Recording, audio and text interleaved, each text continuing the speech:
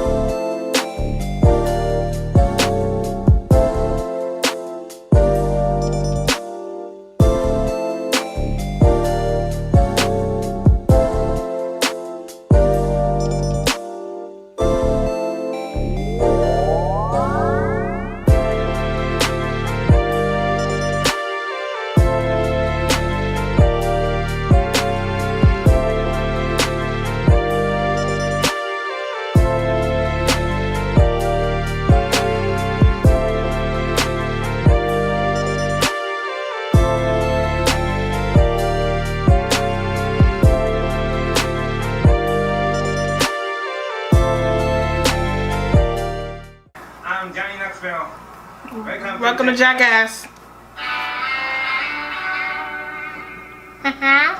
Was this 1 or 2? Sounds like 1 or 3. Oh, it's a show.